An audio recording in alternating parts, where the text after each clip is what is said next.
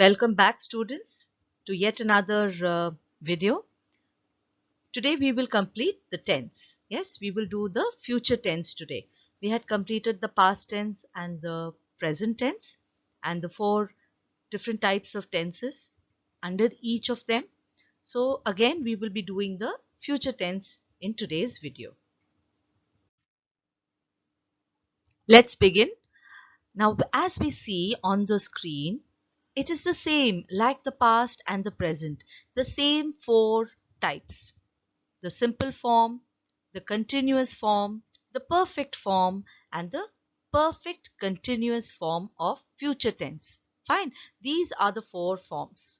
You have already done it in the past and the present. Now we will be doing the simple future tense, the future continuous tense, the future perfect tense, and the future perfect continuous tense. Like I told you in the first video, there is nothing called the future tense.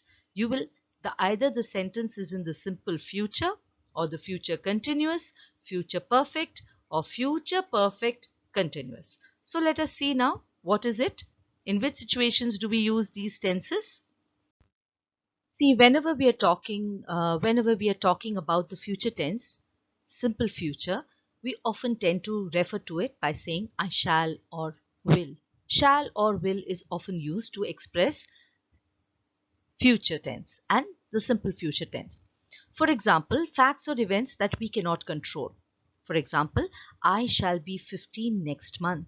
So I cannot control that. I will grow, isn't it? With time, we grow 1 year older every year. So I shall be 15 next month. And sometimes we describe what we think will happen in the future, what you might think, your opinion. So I think the Kolkata Knight Riders will win the IPL. In that situation, you're thinking about something which is going to happen in the future. Then also we shall use shall or will. Next one, when we decide to do something at the time of speaking. So how do we do that? I As I'm talking to you, I decide to do something. So immediately, when you're going to do immediately after speaking, I shall call her right away. Okay, so these are the situations in which you use shall or will. Now, the big question is, in which situation will we use shall and where to use will? Or can we interchange it? So we shall learn that now next. Yes, but before that, you find out, look at the way in which the simple future tense, the formation, I've highlighted it for you. What is the verb? Shall be, will win, shall call. So there is a verb also associated with the shall or will. Clear? So keep that in mind. There will always be another main verb along with the auxiliary. Shall or will is the auxiliary verb. It is a helping verb. So there will be a main verb along with it. So keep a note of that. Now let us see in which cases we shall use shall and in which cases we shall use will. Fine. When to use shall and when to use will.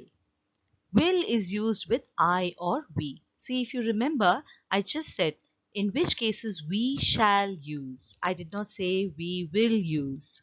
Yeah, because with we and I, we use the word shall. Fine. So I shall do it tomorrow. We shall do it tomorrow. That's the way you say it. And the rest of it is will. You, he, she, they, it. He will take us home. You will not take much time to do it.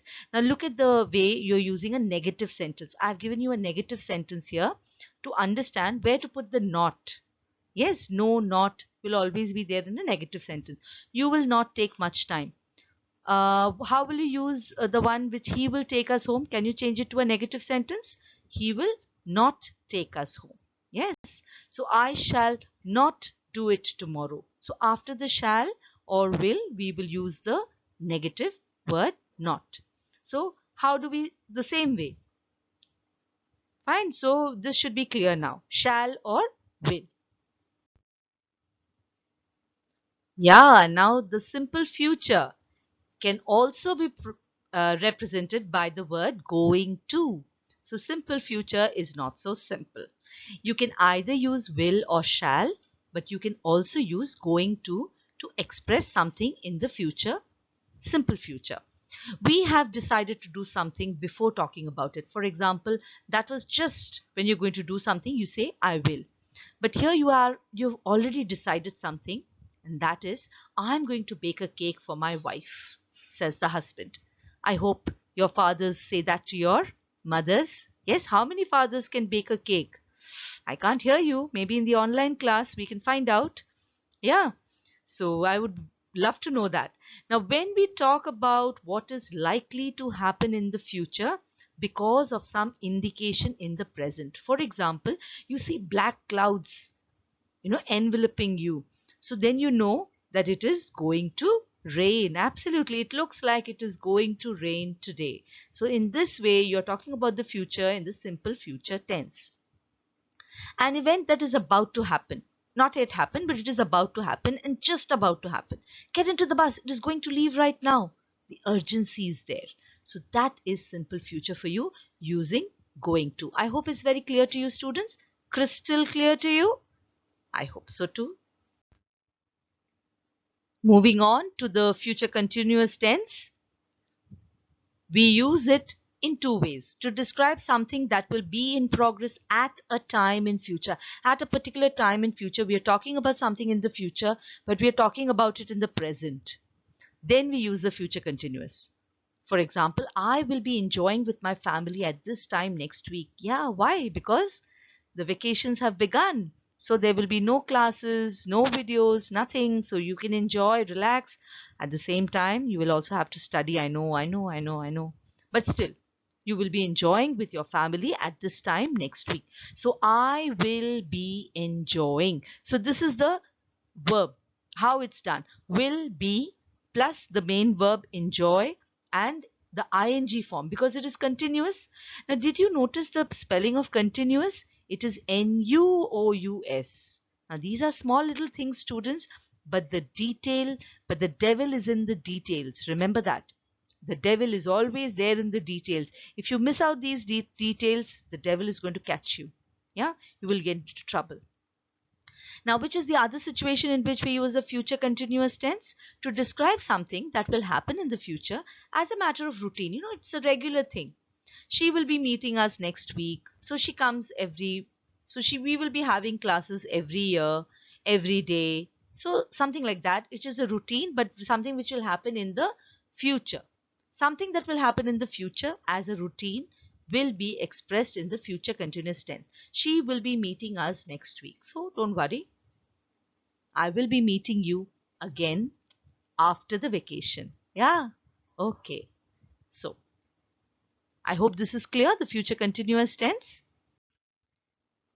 Okay, now we have only two left, isn't it? Two tenses left, the future perfect and the future perfect continuous. So this is the future perfect.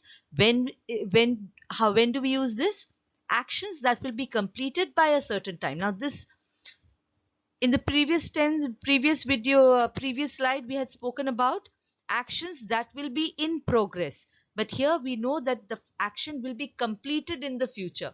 Future perfect tense is always completion. It talks about a completed job, a job that is done. Yes. Now future perfect, it will be done in the future. So by this time next year, the scientists would have discovered the vaccine for the coronavirus. Hopefully so. I just hope that we would have all got the virus and we will all be able to move freely around in our lives, isn't it? Outside. So that is the future perfect. So how is the way in it is expressed?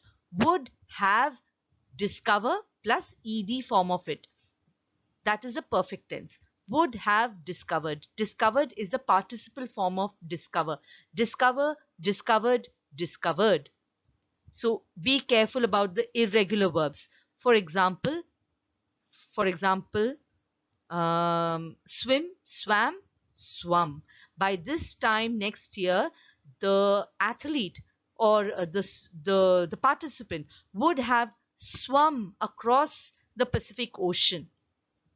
Yeah, so like that, something like that. So you will have to be careful about the irregular verbs. Please note down your irregular verbs, learn them, students. You all lose marks because you do not know your irregular verbs. the different derivatives of the irregular verbs. Learn that from the Renan Martin, please, dear. Okay, for your exam, especially because you have tense in your exams. Now we come to the last one, but last but not the least, the future perfect continuous tense. And this is not very common, students, because we don't talk about actions which will be in progress over a period of time and that will also end in the future. Fine, it has begun, it is going on, and for a long period of time, and it will somewhere end in the future. So it's a very, very abstract thing, and we don't talk so abstract in such an abstract manner. We don't use it so often and frequently. For example, she will have been teaching in LSA for the next 21 years next April. She will have been teaching in LSA for 21 years next April. So, next April, she will be completing 21 years of teaching, and that is not ending there. It is going to continue. It's not that she has finished, isn't it? Now, by next month, we shall have been doing online classes for more than 7 months.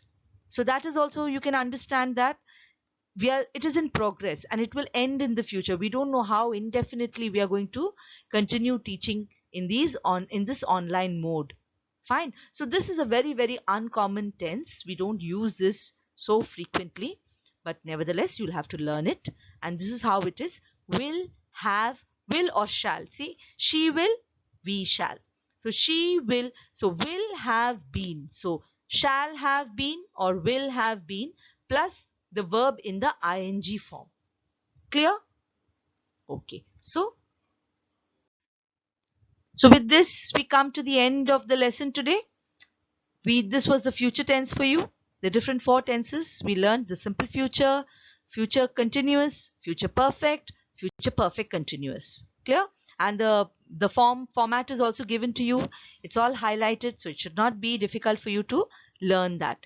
Though this future tense is not there in your midterm one syllabus, but it will be there in your annual exam, isn't it? So you must learn it. Maybe not now. You can clarify your doubts in the online classes too. Okay, so stay safe and take care. Bye bye, dear. Take care, all of you. See you soon.